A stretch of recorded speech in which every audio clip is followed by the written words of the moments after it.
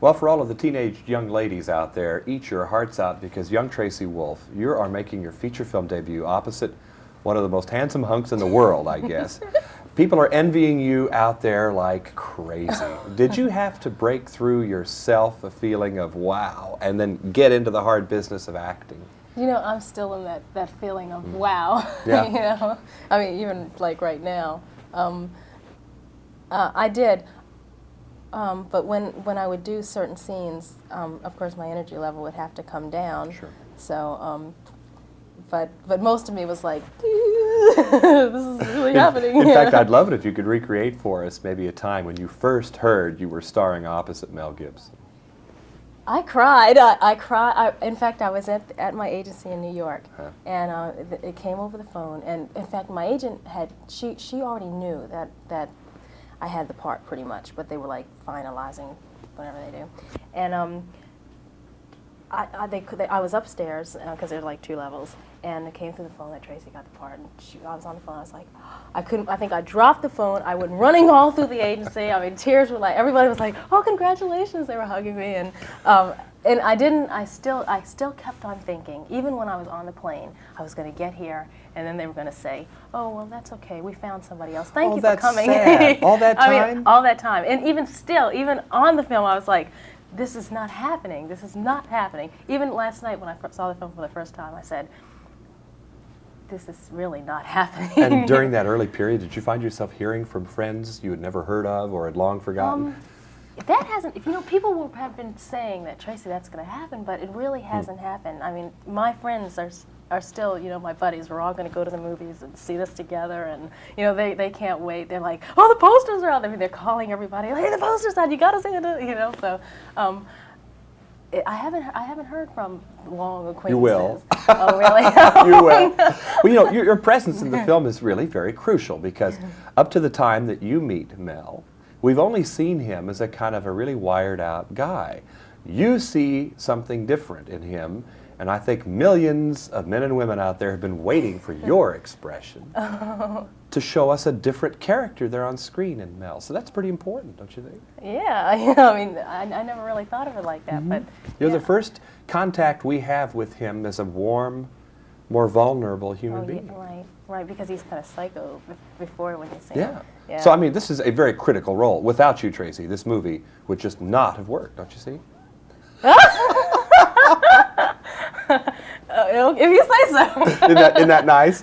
That's nice. Now, you said you first heard about this at your agency. Wow, your agency? You're referring to modeling, I assume. Yeah. Tell us about that. Well, the modeling agency is also has a theatrical agency that's downstairs, and I didn't mean it like my agency. No, but I mean, you worked in one. Oh yeah. I in fact I still model. I haven't quite cut loose yet. Well, how old are you? Well, I don't. Is that polite? I don't like to say my age because because I go up for parts that are like 17, and I was on the Cosby Show and I played a 15-year-old, and so That's an I don't interesting want point. like if just say if I was like 21, I don't like people to see me as 21. I still want them to see me as from 15 to 17. Well, let's stay with that point then. Any model working today has to be able then to sort of pass for a variety of ages? Yeah, that's really important to be able to be many. I mean, I think the more versatile, the more they can, like, if they made me up, curl my hair and put lots of makeup on me and put like a neat dress on me or something, then I could probably look, like older. Right. And sophisticated, the right attitude and everything. And then you just bring me back to normal, and I look my age. Well, don't you think then that in itself is training for being an actor or actress?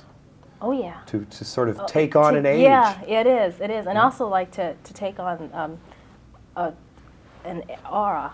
Like different ages have, like, you're a little more sophisticated by the time you're 24. You're a little more laid back and reserved.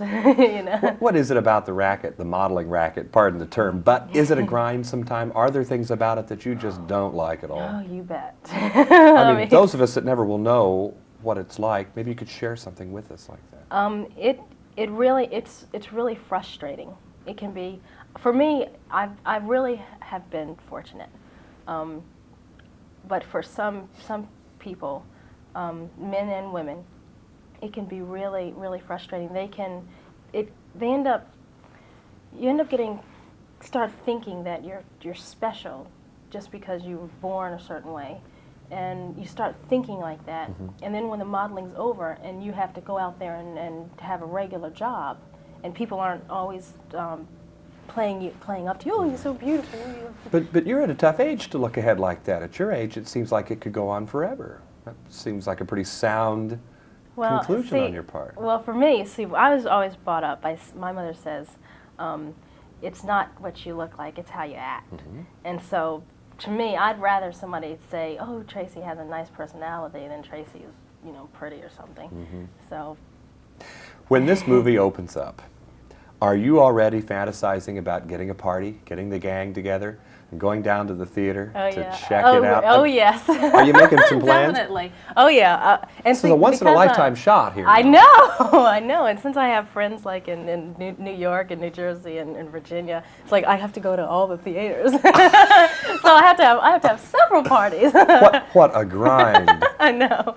But really, don't you see this, though, as an unusual opportunity? And you'll never have another party like this in your life. I never will. I know. I can't believe it. I still can't believe it. I feel so honored that it happened to me. Would you compare and contrast for us working with Danny Glover and Mel Gibson? How do the two of them differ, and are they at all the same to work with? They're both they're fun. They'll both make a heavy situation. They'll laugh it off. They don't take it seriously, and also they're real people. Like they're not. Oh, I've done so many films, and you know what I mean. And I've heard that sometimes actors, get so that it's true. But they're people, and they keep on saying, this is so much. They're really alike like this. They both keep on saying, don't let it get to you like that. Stay human. Don't, so. Well, it must also have been a lesson with them, too, in being willing to just get down into the dirt, into the mud, into the desert. There you are, with your arms around Danny near the end. Oh, yeah. I mean, this is no time to be Miss Prim and Pretty, is it? Oh, no. Well, see, I don't see myself as prim and pretty anyway. I see myself. I think I have tomboy tendencies.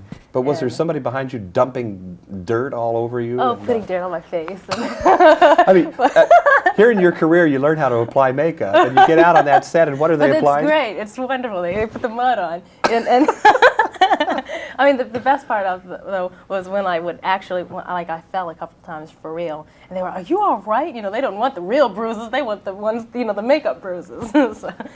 Wow, that is wild. It was fun. But how long did that take to shoot out there? That must have been an ordeal. We were out in the desert for a week, and it was an ordeal. In the movie, if you notice, the wind is blowing so much on Danny, right. You can see how the sand is just building up. It was, that was the worst. I mean, so that part of movie making, Yeah. But it was still fun though. I mean, although we were getting, the sand was biting us, and everybody was like, "Oh God, this is more sand." It was still fun. I mean, we were still running around in shorts and everything. So even though it was difficult, it was still fun. Speaking of ordeals, which would you rather be doing, out there in Victorville or in here sitting in that chair? Out there in Victorville. Well, all of us must think, gee, this is a snap sitting down and people talking to you. But is it hard for you? Yeah. I just confided to somebody outside saying, I'd rather be out making the movie. It's just, I don't know, it's harder. Well, Tracy, it's a pleasure to meet you, and what a you great too. debut for you. Thank We you. hope to be seeing you soon. Oh, great. And I'll tell you what, without Tracy, this movie could not function. We established that already, right? With Tracy in Los Angeles, I'm John Tibbetts for KCTV5.